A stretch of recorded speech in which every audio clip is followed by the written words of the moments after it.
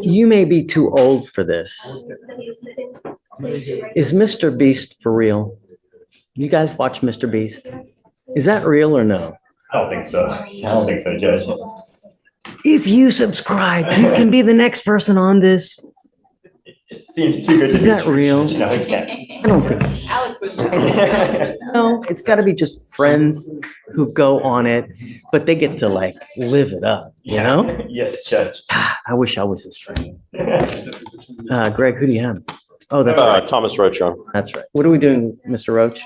He is. Okay, pause for a sec. We're shifting from casual chatter about MrBeast to a courtroom reality check.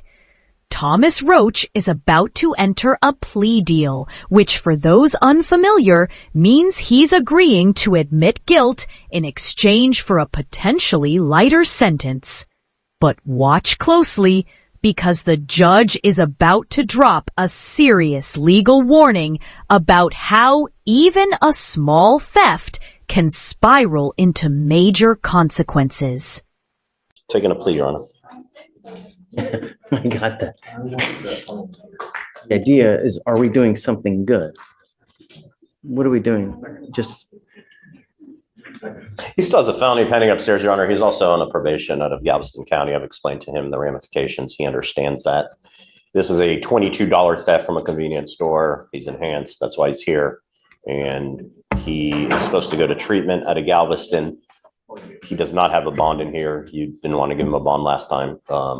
And so he is taking this plea, and he will be getting out, and he can go report to Galveston and felony, and he can do his mental health evaluations. You have open in Galveston, Mr. Roach? I believe it's evading and resisting. I got out on a PR bond. I was supposed to go to Gulf Coast Center, but while I was in here, I got a hold of my lawyer, and I got my court date reset. Are you on probation over there, or is it just an open case? It's just an open case, a PR. And so when I get out, I'm going to get a hold of them in my Gulf Coast Center. You know, have they revoked the bond out there, Greg, because of this? I am not showing anything in the district clerks as far as a booking or a hold. I checked that. He's got a court date January 13th on the felony out of the 351st, so he is aware of that. He would need to report to that on that day. But in this case, tell me if I'm wrong. So we give him a PR bond on his theft, and then a week later he picks up another theft. Right. That is what, yeah, I mean, they're like 5 days apart, I think, from what I remember. Got to understand. Off the top of my head, September 7th and 12th. Yes. Actions have consequences, right? You cannot continue to pick up cases and expect good results. You've got 2 open cases in Galveston. Pick up a theft here, and then you pick up a felony theft. That's why we're not going to continue to give you PR bonds. No catch and release. It's over. Do you understand? Now, here's the problem. You plead on this now. This is the part so many people underestimate. The judge isn't just being dramatic.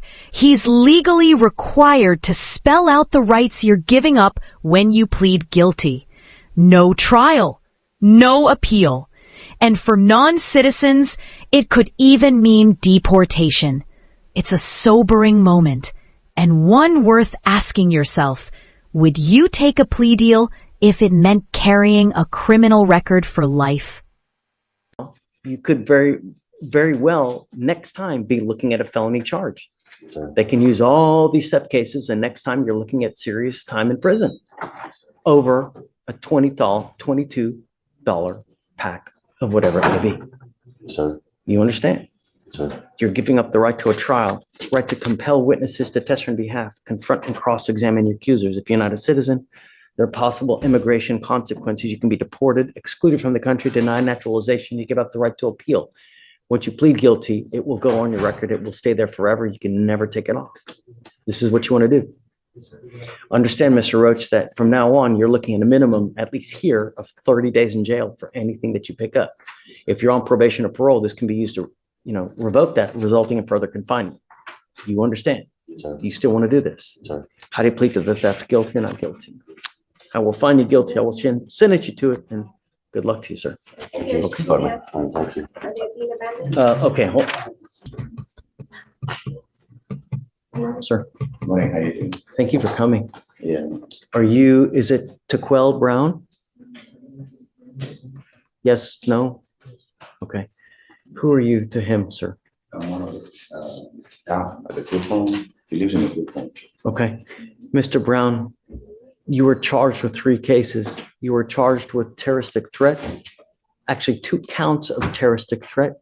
You're also charged with criminal mischief. On all of those cases, you're facing up to 6 months in jail and or a $2,000 fine. I'm sorry, on the mischief, you're facing up to a year in jail and or a $4,000 fine. We are going to do probable cause.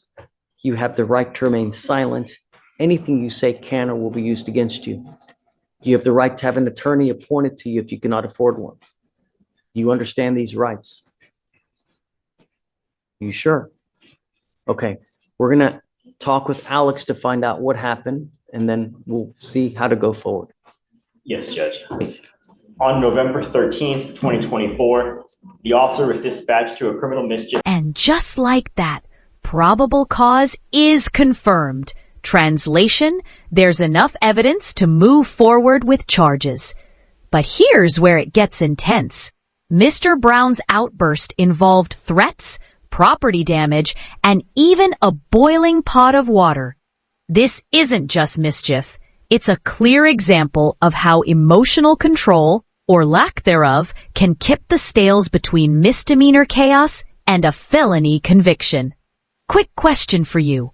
If someone lashes out like this in a group home, should the focus be punishment or treatment? In progress at a group home in Harris County, Texas.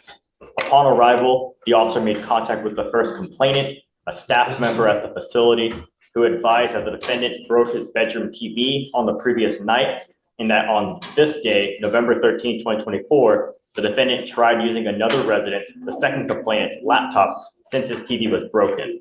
When the first complainant informed the defendant he could not use the other resident's laptop, the defendant became aggressive and angry, threw the dining room chairs in the living room and the trash cans in the backyard, then punched the living room and bedroom drywall, creating 2 holes. The first complainant stated the defendant then threatened to kill him and the second complainant multiple times. The complainant advised the defendant attempted to grab a pot of boiling hot water and rice as he threatened to kill him. Both complainants stated they felt fear of immediate serious bodily injury and or death after the defendant threatened to kill them. The first complainant advised that the damages the defendant caused is in the amount of $1,500. Mr. Brown, I'm going to find that there's probable cause to go forward on all of your cases.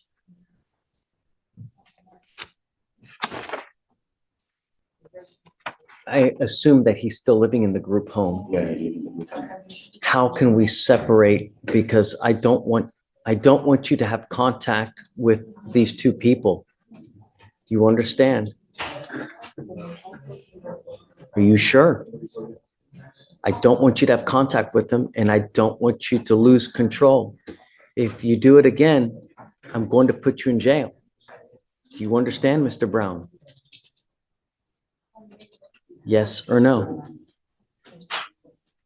Does he understand what I'm saying? Okay.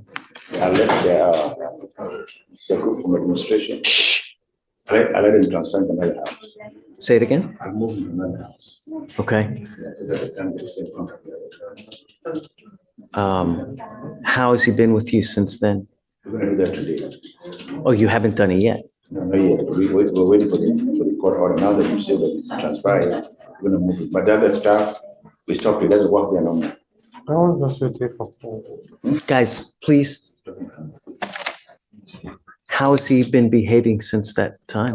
Since the time that they brought him down here, it's been, but the other gentleman, the one who brings the staff, is not there no more.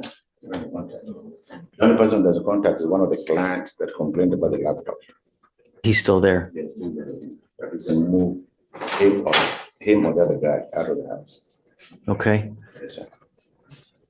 Do you know what happens if this happens again, Mr. Brown? What's going to happen to you?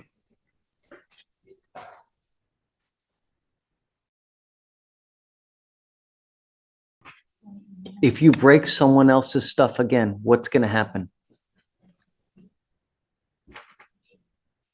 Do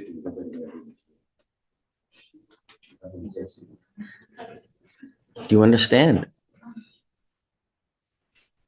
You also, I'm sorry, say it again? I didn't hear him. He said, you don't like the group home, you're gonna go to a different house. I told him I'm gonna change it to a different house. They're going to put you in a different house. But what happens if you get angry again?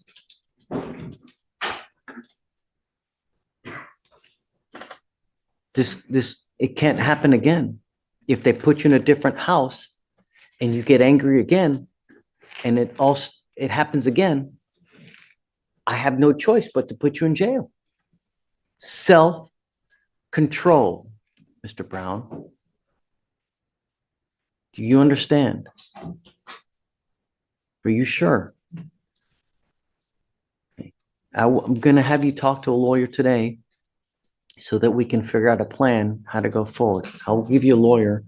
You guys need to work on a plan how to manage anger, because I don't know if he gets angry. Does he get angry a lot? Yeah, I get angry a lot, it's true. We need to work on that. We need to work on your anger, because you don't want to work on it. You have to. What happens if you really do some damage and they put you in jail because you do something really bad? You have to understand that no one is going to bond you out. You will sit in jail for a very long time if you lose control again.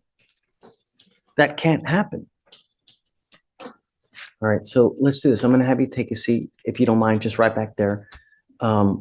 I need him to sign bond conditions, so he can't leave until we have him sign it. And then I'll have you speak to a lawyer here momentarily, and we'll figure out a plan. I think that as part of the bond conditions, I would like him to get a little anger management. I think it's necessary. Okay. Hey, be nice. It's not hard. Okay. Just take a seat for me a couple minutes, and then I'm going to have you talk to William, Mr. Brown. Okay. We have young Mr. Celestino. He was the BVR. I guess he's making his way up, but here. He was the BVR for alcohol. This is the one that. Is it with a C?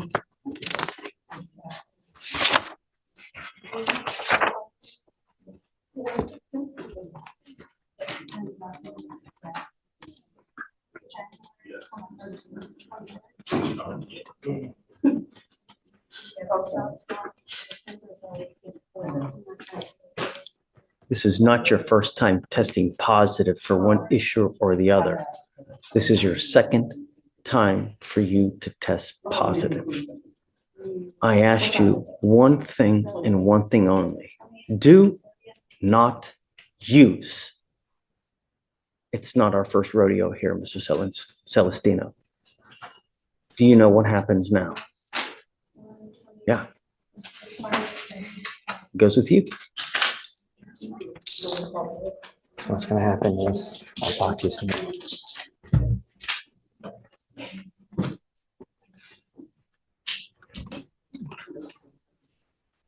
He may end up on the docket tomorrow, Judge. If he does,